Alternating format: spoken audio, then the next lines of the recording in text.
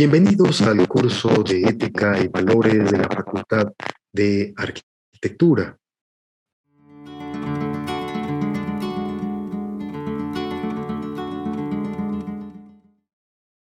El día de hoy trataremos el tema de las virtudes en la Edad Antigua. El propósito de estudiar las virtudes de acuerdo a las edades del hombre no es un asunto de mera erudición. El hecho de que estudiemos las virtudes en cada una de las etapas de la humanidad tiene como propósito conocer cuáles son las características que se da en cada uno de los momentos históricos, cuáles son las modulaciones culturales y cuáles son las condiciones de cada uno de los contextos, a fin de comprender por qué los seres humanos se comportan de cierta manera ante ciertas circunstancias y en situaciones muy propias y particulares.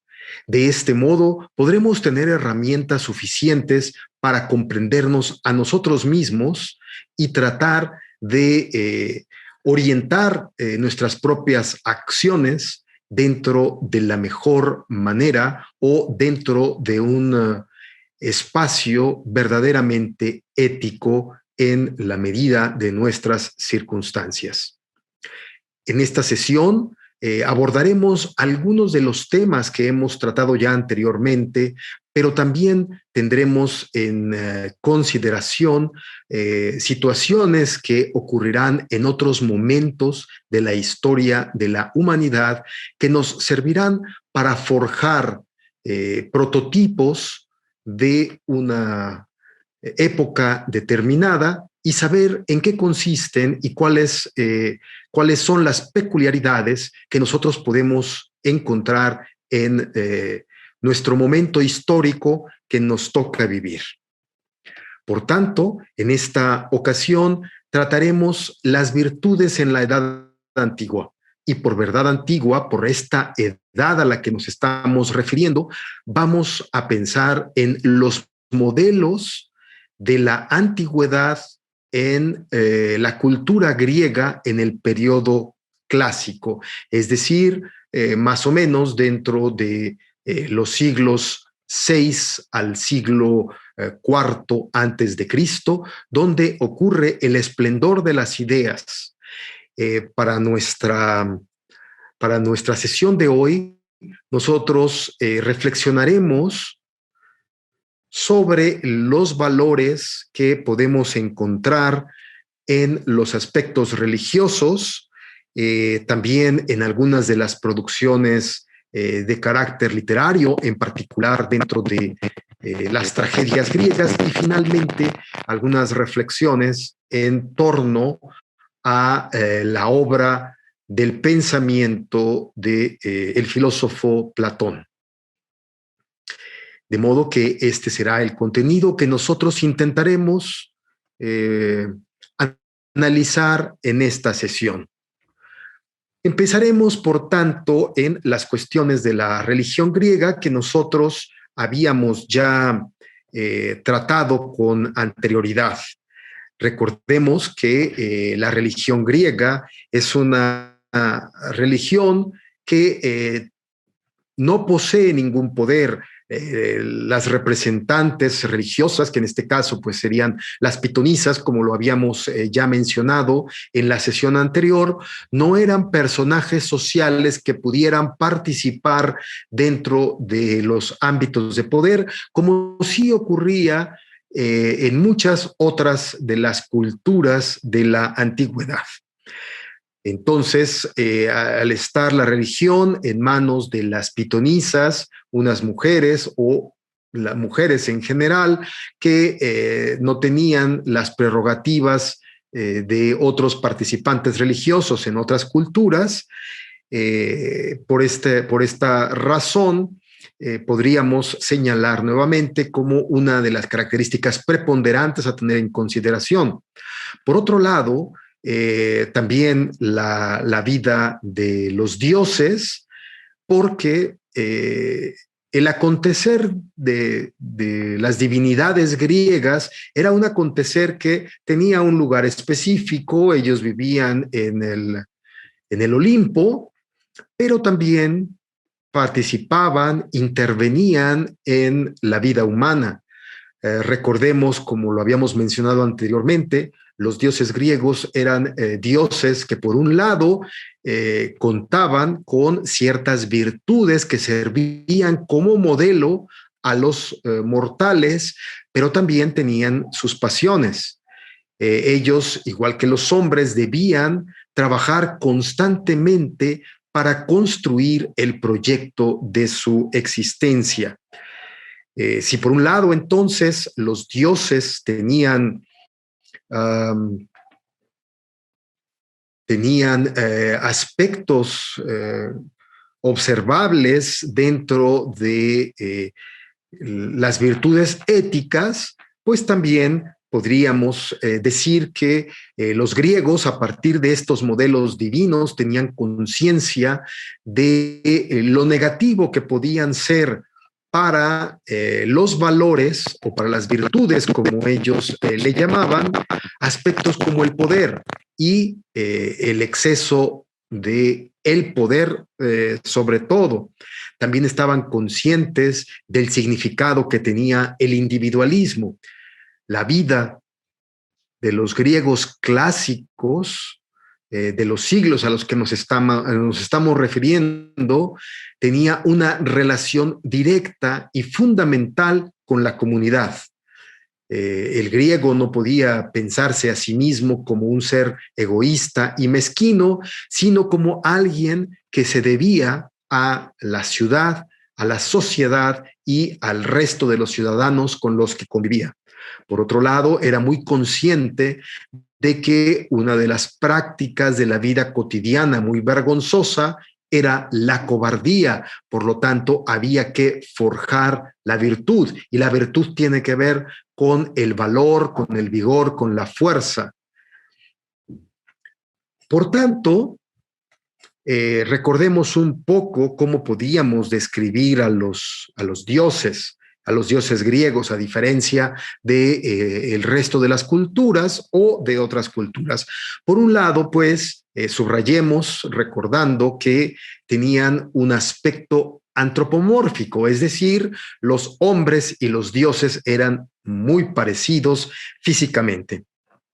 Por otro lado, tenían pasiones o padecimientos dentro del comportamiento. Pasión significa, como ya lo habíamos dicho, una enfermedad del alma. El amor es una pasión, pero al mismo tiempo el odio también lo es. Los dioses griegos no se encontraban separados de la vida humana, sino que eran unos seres que participaban dentro de los acontecimientos humanos, tomaban a personas como sus favoritas o como sus enemigas, de acuerdo a lo que hubieran hecho en el mundo. La Ilíada y la Odisea son un ejemplo muy determinante de esta situación, porque los dioses tomaban partido, ya fuera por un bando o ya fuera por el otro, y en las contiendas bélicas que se establecían entre uno y otro de los participantes de las guerras, se enfrentaban entre ellos mismos, colaborando en la contienda bélica con las características que cada uno de ellos poseía. Estas características las que construían los aspectos de las divinidades griegas, pues eran sus virtudes, y que en algún momento determinado, por ciertas paradojas de la vida, de las circunstancias, pues tenían que compensarse con sus defectos. Tomemos como ejemplo a uno de los dioses más importantes dentro de la mitología griega, que es el caso de Zeus. Él se caracteriza porque gobierna a todos los dioses del Olimpo. Él mismo tiene una genealogía, tiene un árbol genealógico, pero es el dios más destacado dentro de todo lo que podamos entender como el panteón griego. Él está encargado de supervisar el universo, de ver qué es lo que pasa entre los hombres, la interacción que establece con algunas de las otras divinidades. Simboliza sobre todo el poder, y no solamente es una característica que se tenga de manera, digamos, sin llevarse a cabo, porque muchos de los otros dioses en algún momento determinado desafían las determinaciones de Zeus, y él, pues, con base en un criterio ético de justicia, impone castigos a aquellos tanto mortales como héroes o semidioses o los propios dioses que lo retan y lo desafían. Él precisamente es hijo de otros dioses previos y se establece a sí mismo como un dios, desafiando el poder que tenía su padre en relación con la dominación hacia su madre. Zeus tiene una, digamos, su genealogía, su padre y su madre eran Cronos y Rea. Recordemos que Cronos es el tiempo y Rea es la diosa de la tierra.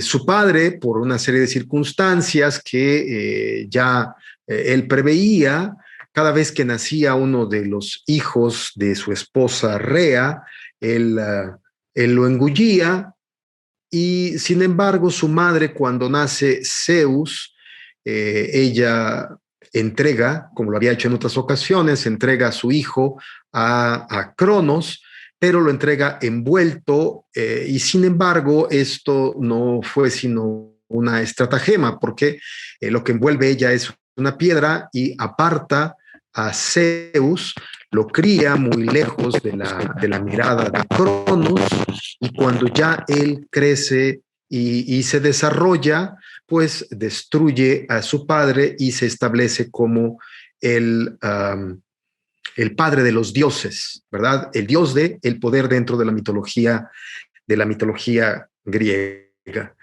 Estableciéndose ya él como el padre de los dioses, que asume este reino, se casa con Zeus, se casa con su hermana Hera, y a partir de ahí demuestra sus virtudes en adelante con relación al resto de los dioses.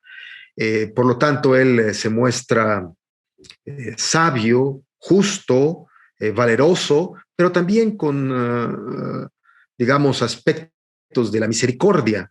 Por otro lado, dentro de sus vicios, pues podemos encontrar la venganza, el odio, el castigo, como lo habíamos mencionado. Hay que tener en cuenta que, bueno, pues Zeus era un dios que estaba al pendiente de todo lo que acontecía, no solamente en el Monte Olimpo, que es el lugar de los dioses, sino también en la vida de los humanos. Hay que decir que a Zeus, en cierta medida, los humanos le parecían unas criaturas muy molestas. Él tiene ciertas aventuras con algunas otras diosas, pero también con mujeres mortales. Y a partir de estas aventuras, de estos enamoramientos y de las situaciones que se van dando, pues él va a procrear una estirpe que es la estirpe de los dioses del Olimpo. En esta imagen nosotros podemos ver al centro a Zeus, y siguiendo las manecillas del reloj a la 1 de la tarde podríamos encontrar la representación de Heracles, que él significa la fuerza, el coraje, el orgullo. Haremos este recorrido de los dioses para tomar en consideración cuáles son sus virtudes y también cuáles son sus vicios. El vicio es aquella parte contraria que menoscaba al ser humano, mientras que la virtud es aquella que lo forja y que lo conduce a la excelencia. Continuando con la descripción de los dioses, vemos ahí a las 2 de la tarde a Perseo, el fundador de Micenas, y después tenemos a Dionisio, el rey del vino, el dios del vino. Más tarde, a las 5 de la tarde, ahí donde correspondería a las manecillas del reloj, se encontraría Perséfone, que es la diosa del inframundo o del Hades, como lo conocían los griegos. A las 7 en la idea de las manecillas del reloj encontramos a Hermes, que es el mensajero de los dioses. A las 8 de la noche a Artemisa, la diosa de la castidad y de la casa. A las 10 podríamos distinguir ahí a Apolo, que es el dios del sol, de la luz, de la profecía. Y finalmente a las 11, según las manecillas del reloj, en esta representación de dioses producto de la convivencia en el Olimpo o de las relaciones de Zeus, encontramos a Atenea, que es la diosa de la sabiduría. A través de las aventuras de Zeus, que podemos encontrar en muchos de los mitos, pues destacan tanto, como lo he insistido en esta exposición y en la exposición previa, los valores que se consideraban como un postulado muy importante para la vida de la comunidad de los griegos. Entre ellos, pues podremos recordar la sabiduría, la misericordia, el valor, la justicia. Del mismo modo que habría que confrontar con estas virtudes o valores la parte viciosa o negativa del comportamiento tanto de los dioses como de los hombres griegos, como la venganza, el odio o el castigo. Para tener en consideración la relación de Zeus con los otros dioses y verificar cuál es el comportamiento, tomemos el caso de Atlas, que está representado en esta escultura y que, por un lado, él manifestaba en sus actos pues, el valor, la justicia y la fortaleza, que son algunas de las virtudes de las que se apreciaban los griegos. Zeus condena a Atlas a cargar sobre sus hombros la esfera celestial. Lo castiga por haberlo desobedecido al llevar a los titanes a la batalla de Titanomaquia, donde ahí se enfrentaron los dioses del Olimpo por el control de los cielos. Y sin embargo, pues los dioses ganan, en la guerra resulta vencedor Zeus y sus dioses, por tanto, como uno de los castigos que le infiere a Atlas es cargar el mundo.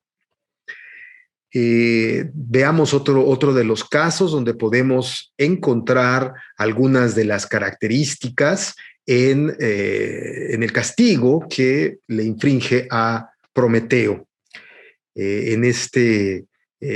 Aquí, bueno, podemos ver una pintura de Velázquez, pero lo que nos interesa destacar, Prometeo se encuentra ahí en esta pintura, en el extremo izquierdo, y Prometeo es un amigo de los mortales.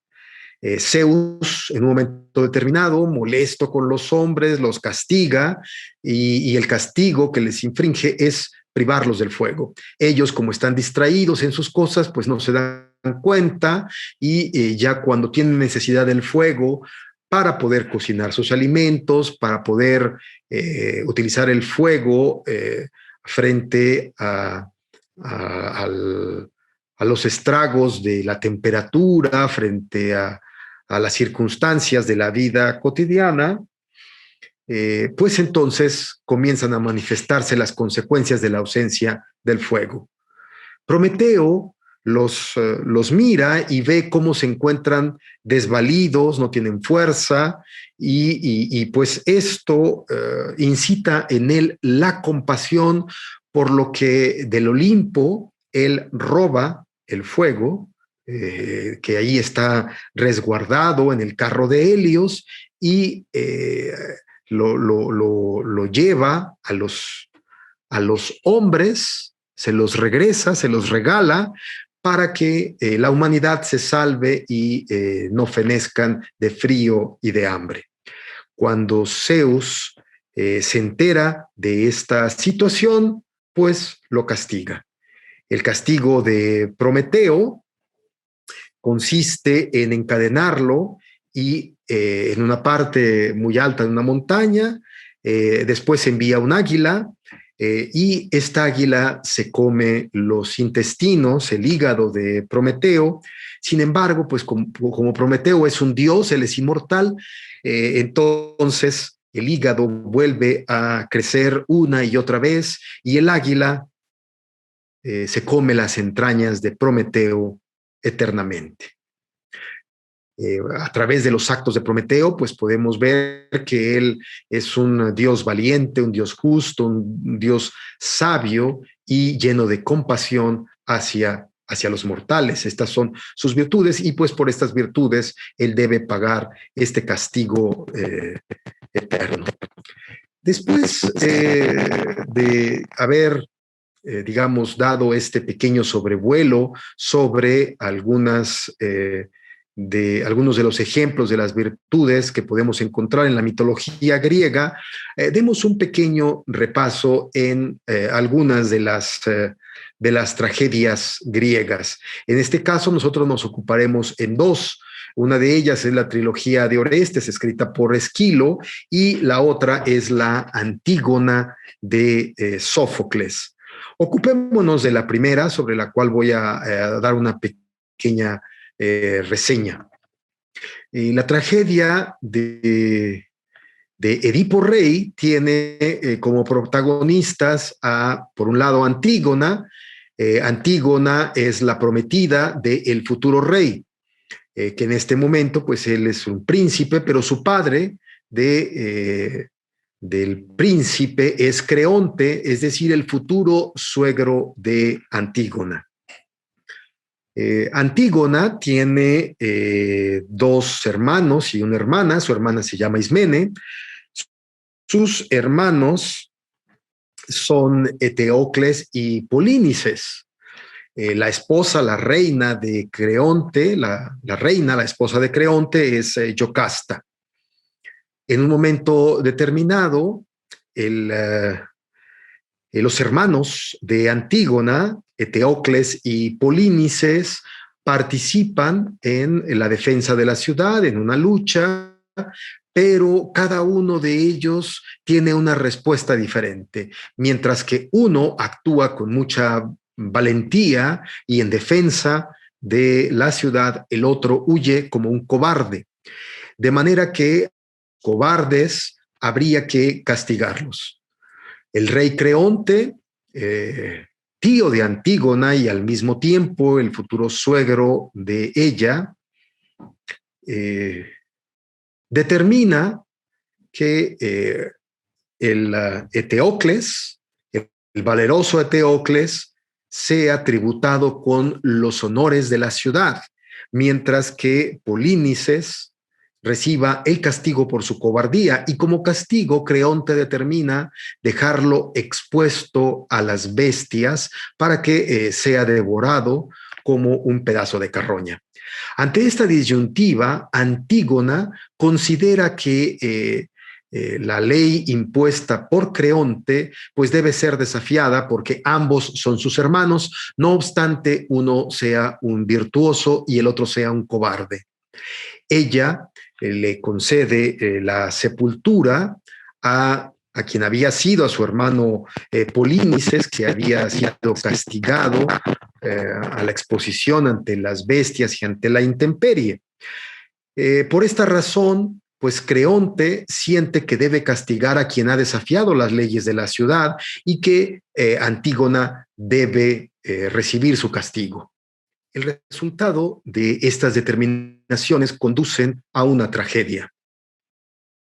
Antígona, una vez que ha sido castigada y sacrificada, asesinada, recibe la visita de Hemón, su prometido, el hijo de Creonte, y de Eurídice, y al darse cuenta que su amada ha muerto, él se suicida y inmediatamente asiste la esposa de Creonte, Eurídice, y al ver tanto a Antígona como a Hemón ahí muertos, ella también se suicida, y bueno, pues este es el final de la tragedia, lo que nos hace pensar precisamente en las contradicciones que normalmente suceden en términos de las virtudes y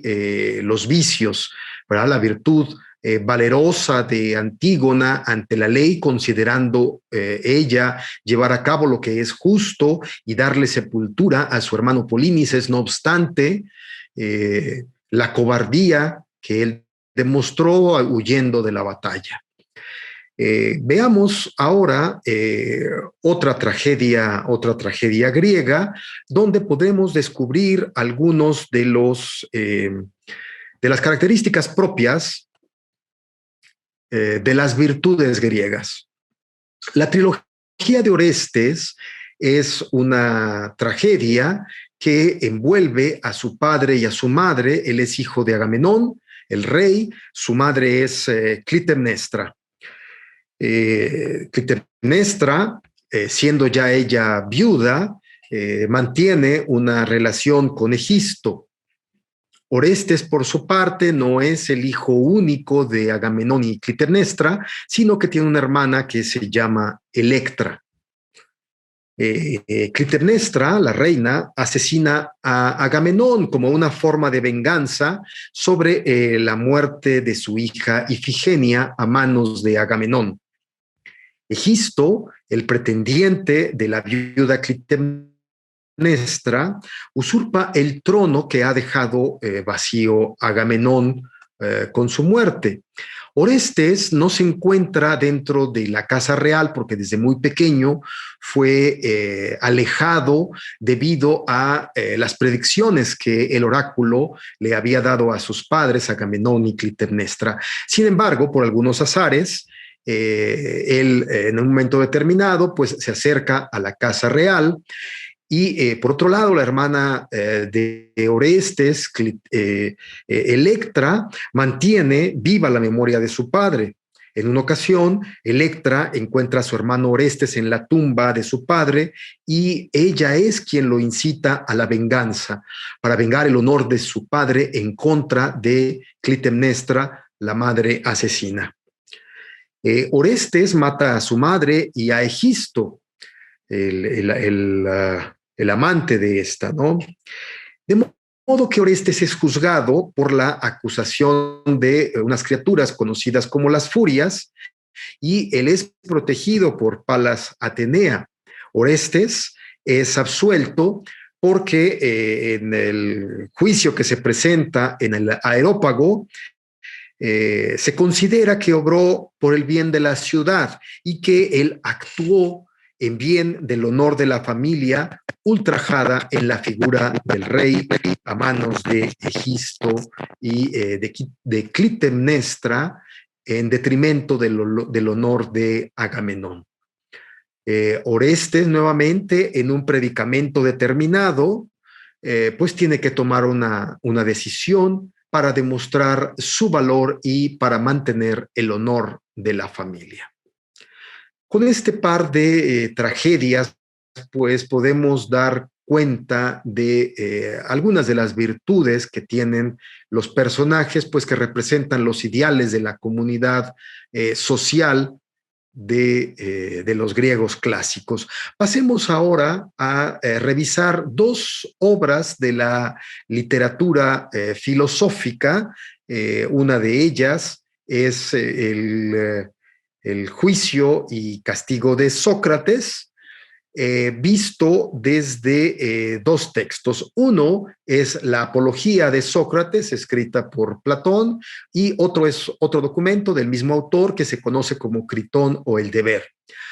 Debemos recordar, para poner en consideración este pensamiento filosófico, que en la vida real, en los acontecimientos históricos de Atenas, esta ciudad clásica griega, el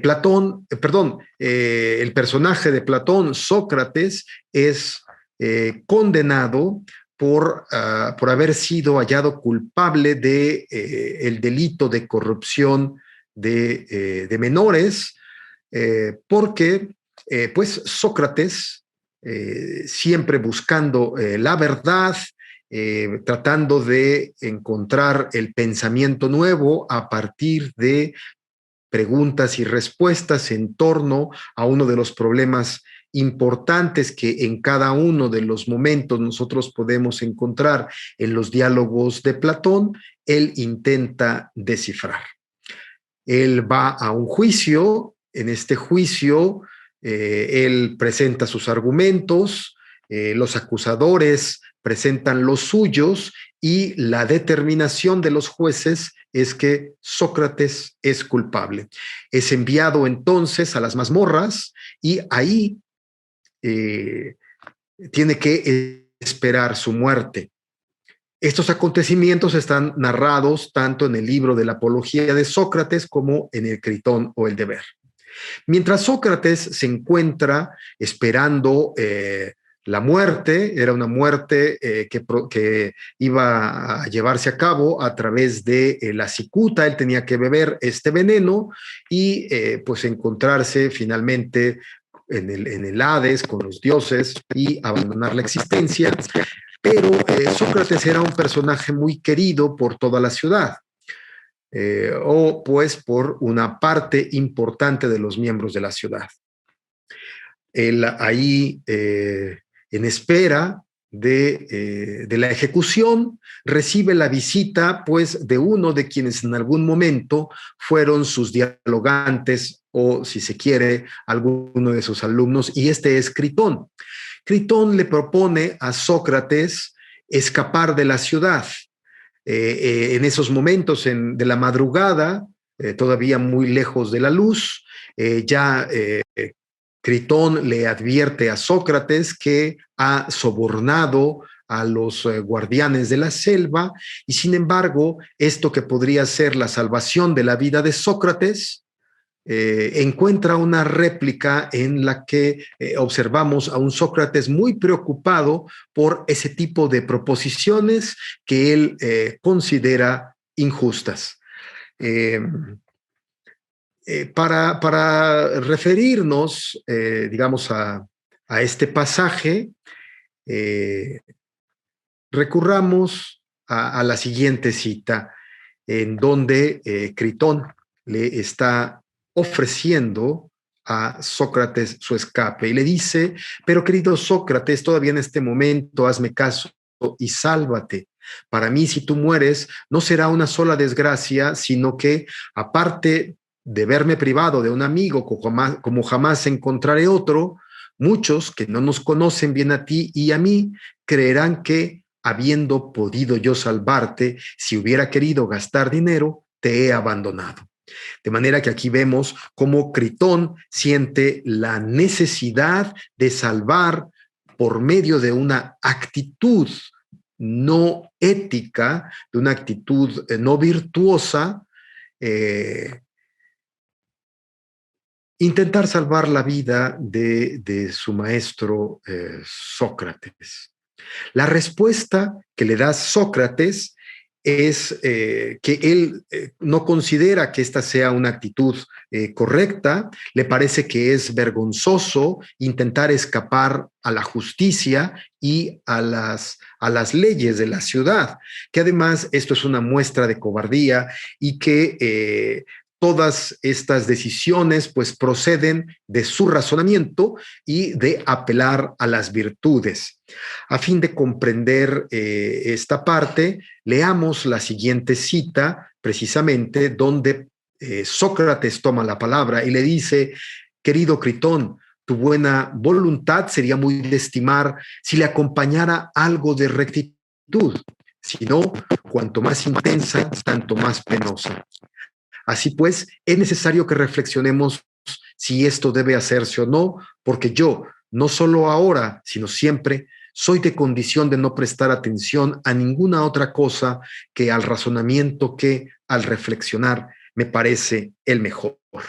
Después de esta conversación, es obvio que Sócrates se sentiría muy avergonzado de mostrarse como un cobarde y no enfrentar la determinación que le ha sido dictaminada a consecuencia de sus actos.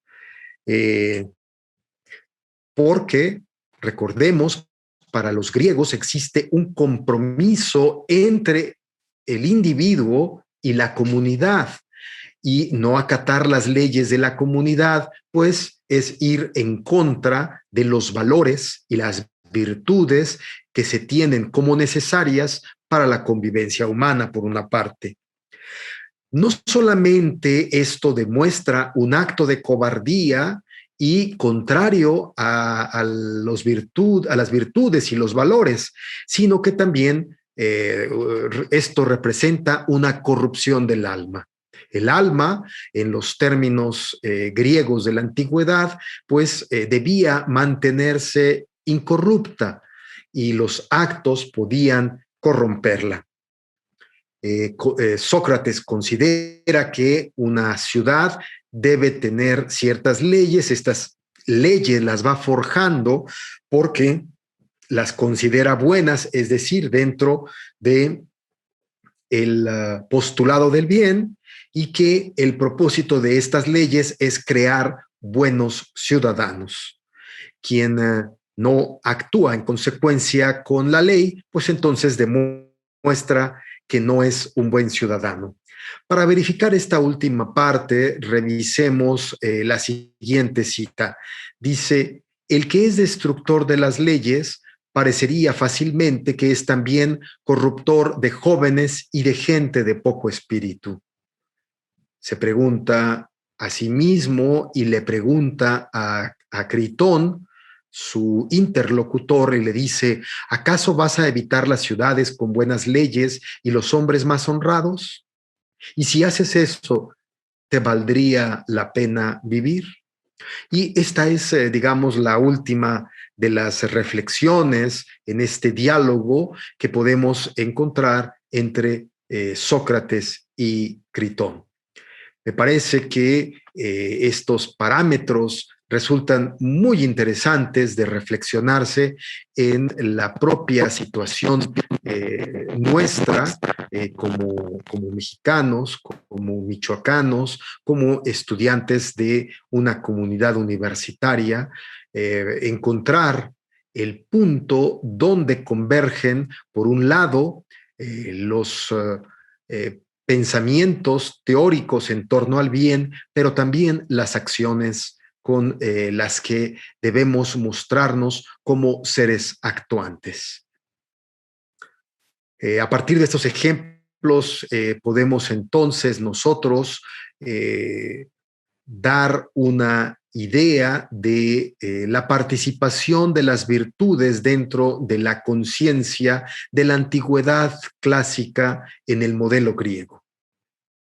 Debe servirnos esta reflexión para poder nosotros hacer un contraste con otros modelos teóricos que analizaremos más adelante y asimismo con nuestra propia realidad. La exposición que hemos hecho en esta sesión ha tomado como base pues, los siguientes textos que están listados en este momento en su pantalla y que se encontrarán depositados en el área de materiales de lectura para quien esté interesado en profundizar en los mismos. No nos queda sino prometernos un futuro encuentro con una nueva temática. Agradeciendo su compañía, hasta otro momento.